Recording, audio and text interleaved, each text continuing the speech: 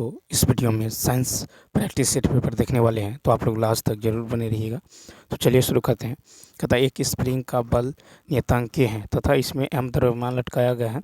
Spring को आधा जो है काट दिया जाता है तथा एक आधे भाग से वही द्रव्यमान लटकाया जाता है। कहता है यदि पहली स्थिति में दोलन आवृत्ति A हो तब दूसरी स्थिति में आवृत्ति होगी। तो यहाँ पर राइट आंसर क्या होगा? ए ऑप्शन हो जाएगा, यानी α√2 हो जाएगा। ठीक है, क्योंकि देखिए यहाँ पे के इंटू एल बराबर होता है कांस्टेंट नियतांक, ठीक है, या फिर K1L1 बराबर होगा K2L2। ठीक है, तो L2 बराबर हो जाएगा आप L1/2। ठीक है, उसके बाद देखिए यहाँ पे इसी प्रकार जो है यहाँ पे K2 बराबर क्या हो जाएगा? तो देखिए यहाँ पे जो है K1L1 बराबर होगा K2L1/2। ठीक है, यानी यहाँ पे K2 बराबर हो जाएगा आपको 2K1L1/L1 बराबर क्या हो जाएगा? तो 2K1 हो जाएगा। ठीक है, 2K1 हो जाएगा। और T बराबर होगा 2π√M1/K1। ठीक है, यानी यहाँ पे आपको जो है ये हो जाएगा, फिर लास्ट में हो जाएगा √2 बराबर 1/2π।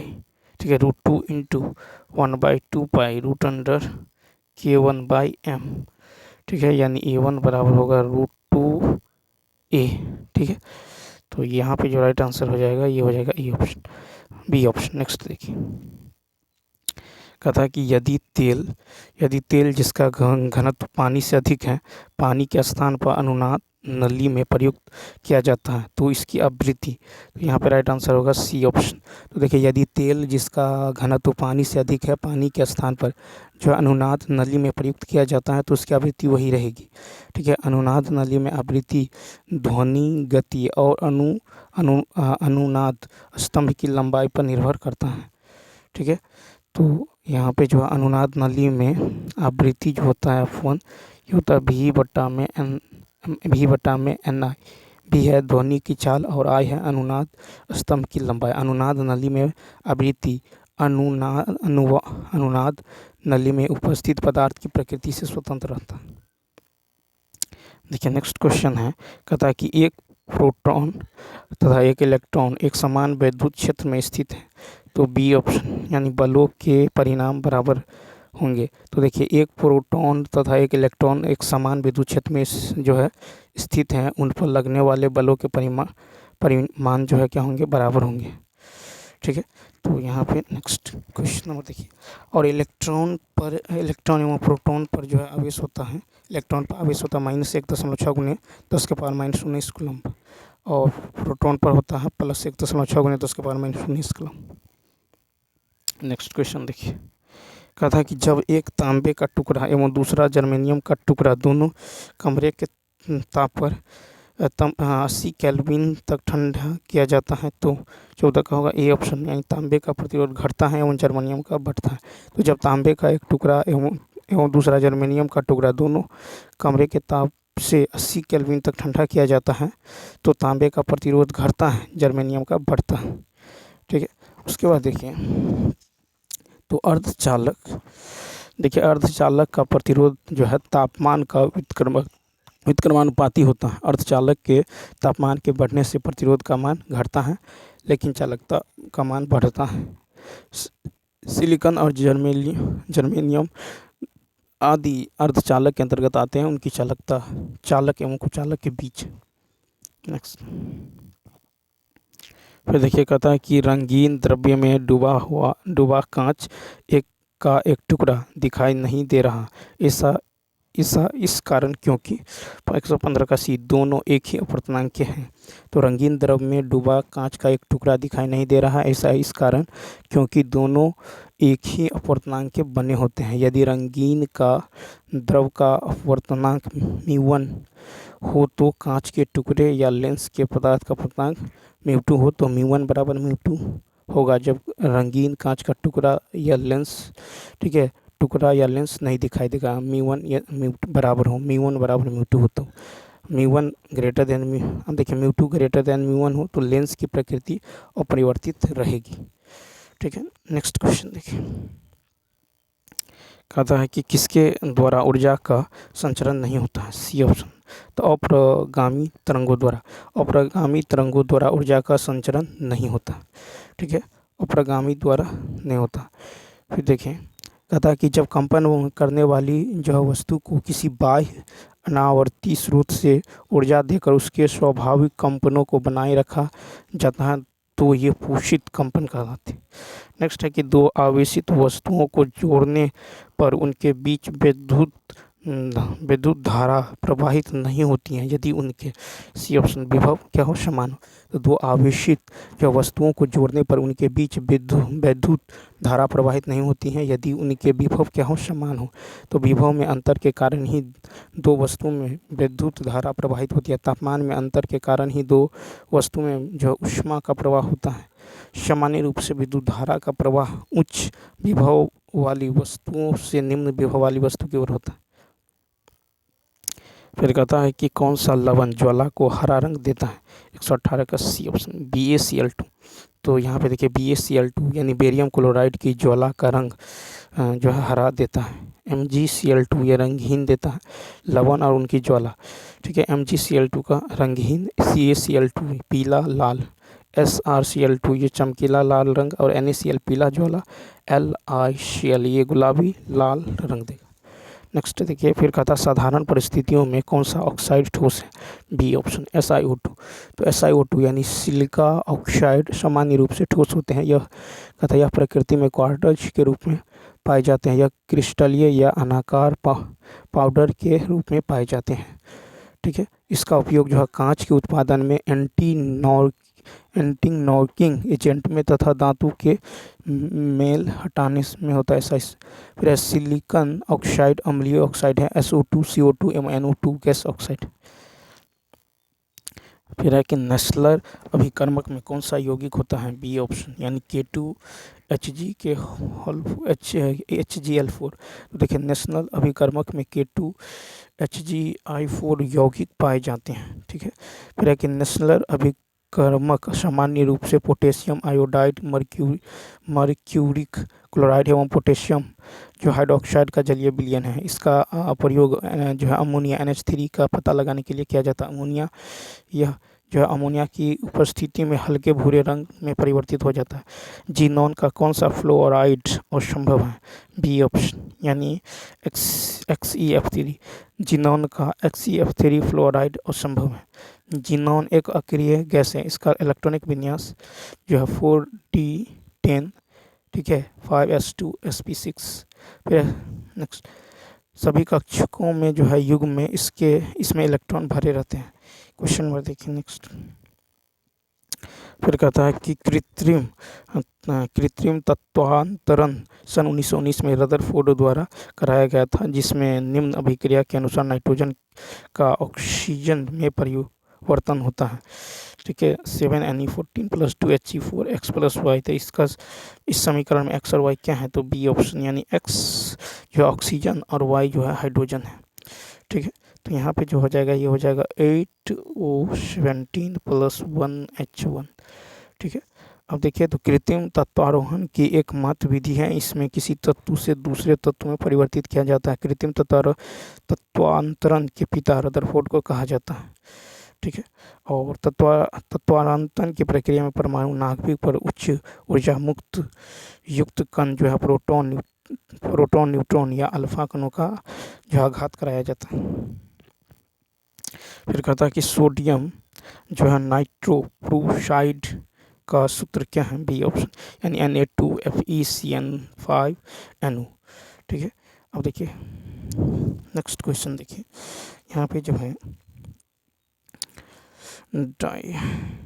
देखिए सोडियम नाइट्रोफ्लूराइड प्रायः डाइहाइड्रेटेड का निर्माण करता है। 124 है कि कार्बनिक यौगिकों में एल्कोहलिक यानी OH क्रियात्मक समूह की उपस्थिति ज्ञात करने के लिए जो उपयुक्त अभिकर्मक है, बी ऑप्शन, यानी सेरिक अमोनियम नाइट्रेट। तो कार्बनिक यौगिक में एल्कोहलिक OH क्रियात्मक समूह की उपस्थिति ज्ञात करने के लिए उपयुक्त अभिकर्मक जो है सेरिक अमोनियम नाइट्रेट है। नेक्स्ट देखिए, कथा कि विषाणुओं के संबंध में कौन सा कथन सत्य है? C option, C option. तो देखिए, विषाणु के संबंध में सत्य है कि ये पर देखिए, अतः इस पर जो है कोशिकाओं से, ठीक है, पोषण प्राप्त करते हैं। इनमें कोशिकीय संरचना नहीं होती है। विषाणु अकोशिकीय अति सूक्ष्म जीव हैं। ये न्यूक्लियो अम्ल और प्रोटीन से मिलकर गठित होते हैं। इन्हें क्रिस्टल के रूप में इकट्ठा किया जाता है। शरीर के बाहर तो ये मृत समान होते हैं, परंतु शरीर के अंदर जीवित हो जाते हैं, ठीक है।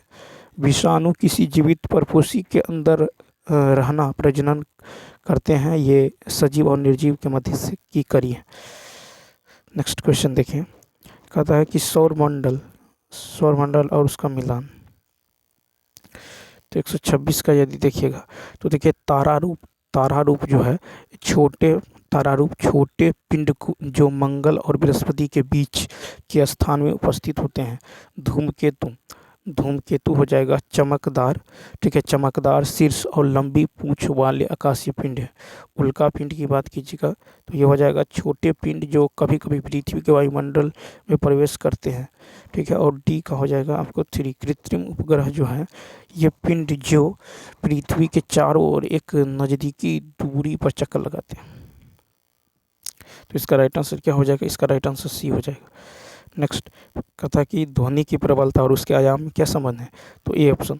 तो देखिए, ध्वनि की प्रबलता और उसके आयाम के वर्ग के समानुपाती होता है। यानी प्रबलता जो है समानुपाती होता है आयाम के वर्ग के, ठीक है। अब देखिए क्वेश्चन नंबर, तो यहाँ पे जो है कहता जब आयाम छोटा होता है तो उत्पन्न ध्वनि मंद होती है, ठीक है। ध्वनि की प्रबलता इसके आयाम पर निर्भर करती है। प्रबलता यानी उच्चता, जब किसी कंपित वस्तु का आयाम अधिक होता है तो उसके द्वारा उत्पन्न ध्वनि उच्च होती है।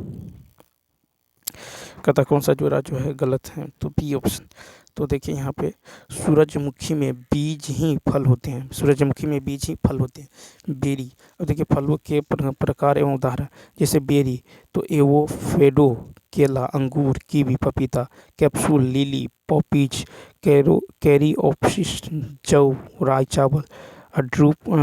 उसके बाद देखिए, ड्रूप की बात कीजिएगा तो काजू, नारियल, चेरी, ये सब। सोरोसिस है अनानास।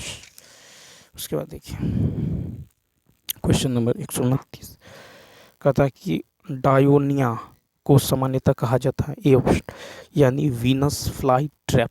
तो डायोनिया, ठीक है, डायोनिया को सामान्यतः वीनस जो फ्लाई ट्रैप कहा जाता है। यह एक मांसाहारी पौधा है। यह कीड़े, कीट, पतंगे आदि को प्रत्येक पत्तियों के टर्मिनल भाग द्वारा पकड़ता है तथा उसके पोषण प्राप्त करता है। उससे पोषण कीटभक्षी पादपों के अंतर्गत जो है ड्रोसेरा, ठीक है, ब्लेयरवर्ट, घटपर्णी आदि। 130 है कि लंगरहंस की दीपिकाएँ होती हैं। सी ऑप्शन, अग्नाशय में नलिका विहीन ग्रंथियाँ। तो लंगरहंस की दीपिकाएँ अग्नाशय में नलिका विहीन ग्रंथियाँ होती हैं। अग्नाशय का मात्र मिश्रित अंतस्रावी ग्रंथि है। अग्नाशय अमाशय के पास जो है स्थिर रहता है। अग्नाशय 4 प्रकार की कोशिकाओं से निर्मित होता है, ठीक है। नेक्स्ट देखिए, अल्फा सेल यह जो है ग्लूकैगोन हार्मोन का स्राव करता है। बीटा सेल यह जो इंसुलिन हार्मोन का स्राव। गामा सेल जो है यह जो है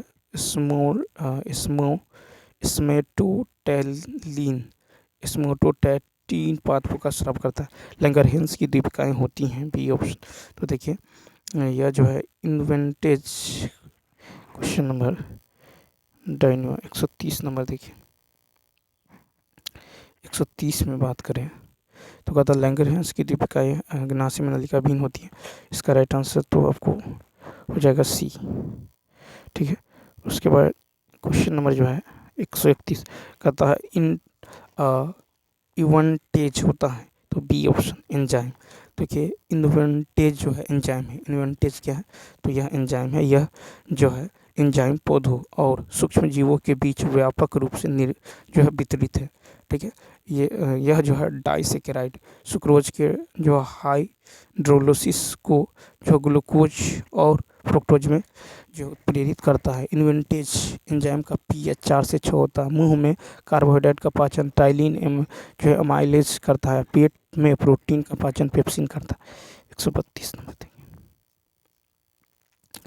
फिर कहता है कि यदि किसी दशा में हीमोग्लोबिन P50 बढ़कर जो है 100 mmHg हो जाता है तो ऐसे रोगी की O2 के अभाव में मृत्यु हो जाएगी।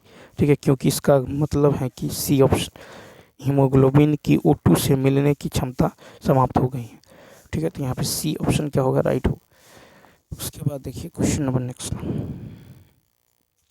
एटीपी का संश्लेषण एक प्रकार की ऑक्सीकरण प्रक्रिया के फलस्वरूप होता है जिसमें आवश्यक ऊर्जा मिलती है। 133 का बी ऑप्शन उच्च ऊर्जा प्रोटॉन से। तो एटीपी का संश्लेषण एक प्रकार की जो है ऑक्सीजन प्रक्रिया के फलस्वरूप मिलती हैं जिसमें आवश्यक ऊर्जा उच्च प्रोटॉन से मिलती है। प्रकाश संश्लेषण और शोषण में एटीपी का निर्माण एक ऑक्सीकरण प्रक्रिया है जो इलेक्ट्रॉन की ऊर्जा का उपयोग करती है। ठीक है, वायवीय शोषण के दौरान इलेक्ट्रॉन यह परिवहन श्रृंखला में इलेक्ट्रॉनों की गति भी होती है। यह ऊर्जा उत्पन्न करता है जिसका उपयोग एटीपी के संश्लेषण में किया जाता है। ठीक है, नेक्स्ट क्वेश्चन देखिए। अब वायवीय शोषण की प्रक्रिया के दौरान ग्लूकोज का अपचय 3 चरणों में होता है। एक तो ग्लाइकोलाइसिस, क्रेब्स चक्र और ऑक्सीडेटिव पारस्परिकरण से एटीपी का निर्माण जो इलेक्ट्रॉन परिवहन श्रृंखला में जो है ऑक्सीडेटिव फास्फारिलीकिन द्वारा होता है। 134 नंबर है कि मनुष्य में हृदय का गति निर्धारक अर्थात हृदय स्पंदन को प्रारंभ करने वाली संरचना 134 का एक यानी ऐसे घुंडी। तो देखिए मनुष्य का हृदय गति निर्धारक अर्थात हृदय स्पंदन की प्रारंभ करने वाली संरचना ऐसे जो है घुंडी है। ठीक है, ऐसे नोड वह जगह है जहाँ पर जो विद्युत आवेश उत्पन्न होता है। ठीक है, और ए बी नोड में जो वर्टिकुलर संकुचन उत्पन्न होता है। फिर कहता है कि कौन सा जो है वैश्विक ताप विद्युत यानी ग्लोबल वार्मिंग का प्रभाव है। 135 का सी 1 2 3 4। ठीक है, तो मानव स्वास्थ्य पर जो प्रभाव वह बीमारी, कृषि, भोजन सुरक्षा एवं आहार गुणवत्ता पर प्रभाव, पारितंत्र एवं जैव विविधता का ह्रास, जल संकट का वह तनाव, ग्लेशियर का पिघलना। ठीक है, उसके बाद देखिए समुद्री जल स्तर में वृद्धि, भूमि संसाधन पर प्रभाव, कठोर मौसमी घटनाएं, तटीय क्षेत्रों पर प्रवाल भीति का विरंजन होना। नेक्स्ट है कि एक व्यक्ति जो है बस में खड़ा है, जब बस अचानक आगे बढ़ने लगती है तो क्या प्रभाव होता है। एक बी ऑप्शन व्यक्ति पीछे की ओर बढ़ता है।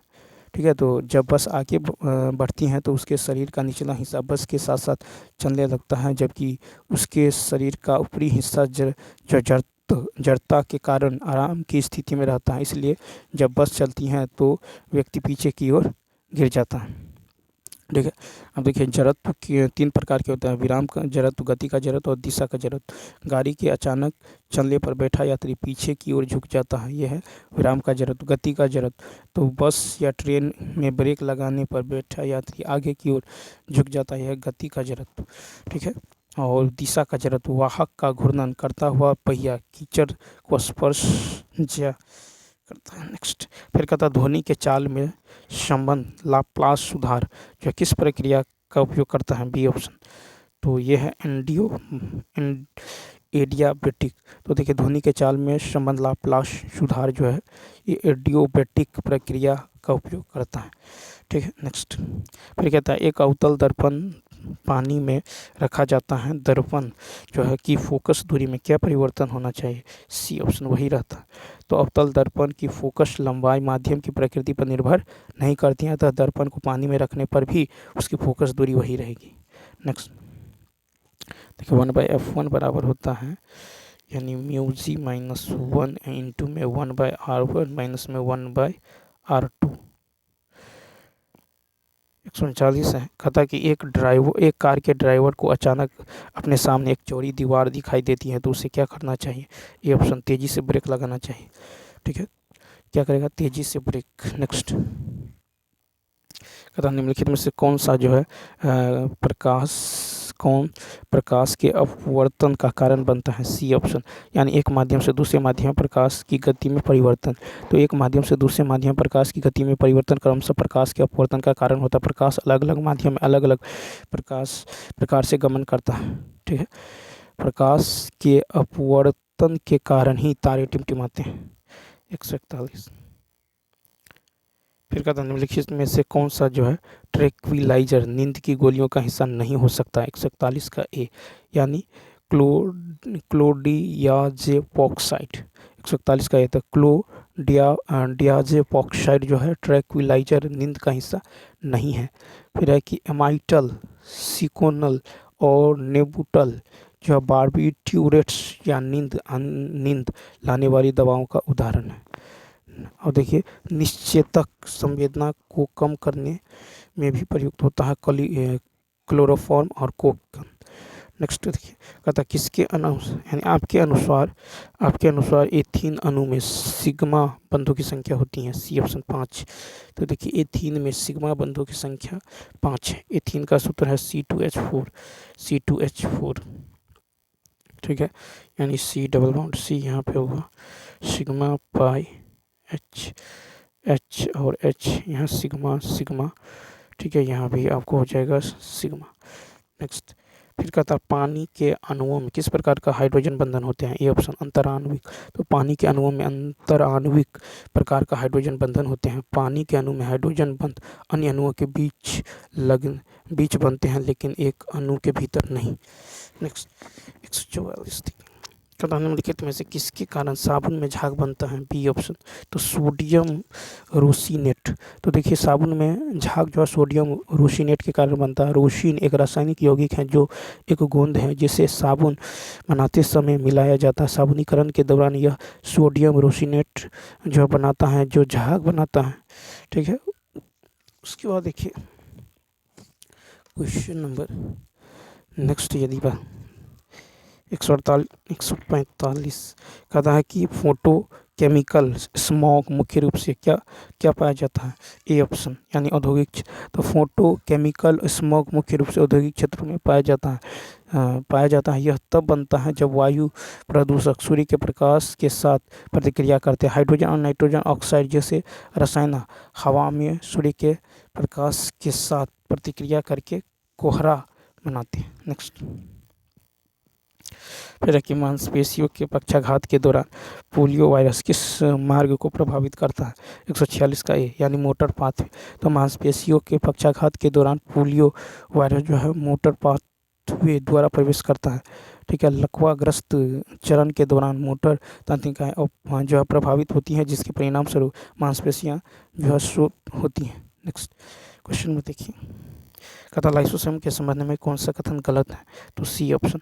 तो देखिए लाइसोसोम एंजाइम एवं निश्चित पीएच पर सक्रिय होते हैं, ये लाइसोसोम के संबंध में गलत है। लाइसोसोम की खोज जो है डी डुबे ने किया था। लाइसोसोम जो है अधिकतर जंतु कोशिकाओं में मुख्य रूप से एंजाइम अभिक्रिया करने वाली कोशिकाओं जैसे अग्नाशय, यकृत, मस्तिष्क, थायराइड तथा गुर्दे आदि में पाए जाते हैं। लाइसोसोम का निर्माण गोल्जी काय अथवा अंतःपरद्रवी जालिका में होता है। पुरानी रक्त कोशिकाएं लाइसोसोम के कारण नष्ट हो जाती हैं।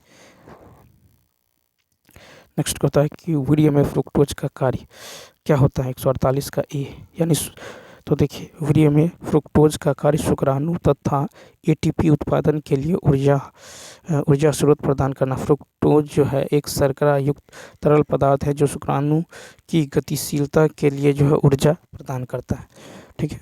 उसके बाद देखिए नेक्स्ट क्वेश्चन की यदि बात करें, कहता प्रकाश संश्लेषण के लिए सूर्य के प्रकाश को अवशोषित करने में कौन सा वर्णक प्रमुख रूप से शामिल है, तो बी ऑप्शन, यानी क्लोरोफिल बी। प्रकाश संश्लेषण के लिए सूर्य के प्रकाश को अवशोषित करने में क्लोरोफिल बी वर्णक प्रमुख रूप से जो है शामिल है। क्लोरोफिल प्रकाश संश्लेषक वर्णक है, ठीक है। बैगनी नीला और नारंगी लाल प्रकाश तरंग जो है दैर्घ्य क्लोरोफिल ए द्वारा अवशोषित होते हैं। नीले तथा लाल प्रकाश में जो प्रकाश संश्लेषण की दर अधिक होती है। प्रकाश का नीला रंग अधिकतम क्लोरोफिल ए द्वारा जो है अवशोषित होता है। क्लोरोफिल बी एक वर्णक है जिसका रंग पीला होता है, ठीक है। नेक्स्ट क्वेश्चन देखिए, यह पौधों में प्रकाश अवशोषण जो एंटीना में मौजूद होता है। 150 नंबर है कि एक जो है ऑटो इम्यून बीमारी जहाँ शरीर की अपनी एंटीबॉडीज थायराइड की कोशिकाओं पर हमला करती हैं, उसे क्या कहा जाता है? ए ऑप्शन होशिमोटो रोग। तो देखिए, एक ऑटो इम्यून बीमारी जहाँ शरीर की अपनी एंटीबॉडीज थायराइड की कोशिकाओं पर हमला करती हैं, उससे जो है होशिमोटो रोग कहते हैं। होशिमोटो रोग से पीड़ित अधिकांश लोगों में हाइपोथायराइडिज्म विकसित होता है। ठीक है, तो चलिए दोस्तों, इस वीडियो में इतना ही। यदि यह वीडियो अच्छा लगा हो तो लाइक, शेयर और सब्सक्राइब करना ना भूलें। Thanks for